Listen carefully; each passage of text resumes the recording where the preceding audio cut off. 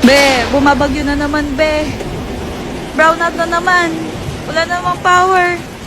Pero tingnan nyo naman at ang liwanag pa rin ang bahay namin. Huwag nyo nang pansinin yung kalat. Ito na lang solar light yung pansinin nyo. Ito talaga yung nagsasalba sa amin sa kadiliman kapag mga ganitong eksena na bigla ang brown out. 200 pesos ko lang to nabili pero grabe, napakalaking tulong niya talaga. Nalobat na lahat ng mga emergency light namin pero ito, magdamag yan hanggang umaga. Umulan man o umaraw, nag-automatic recharge na yan basta umaga at na. At ito namang nasa kusina, 150 pesos ko lang yan nabili. Tingnan nyo naman at napakaliwanag din, kaya bakit kapag magtitiis sa dilim, kung mura lang naman ang mga solar ganito light. Naman kadilim sa amin nung wala pa yung mga solar light. Ang kinagandahan sa mga solar light na ito ay hindi ka na maabalang i-recharge kasi nga auto-recharge na siya kapag umaga. Kapag ganyan na nagbi-blink-blink na pula, nagre-recharge yan. Ito na rin yung ginagamit namin tuwing gabi kasi nga maliwanag naman siya. Hindi naman natin alam kung kailan ulit magba-brown out kaya naman i-check out nyo na to. Ilalagay ko na sa yellow basket kung saan ito mabibili. Ayun lang, bye!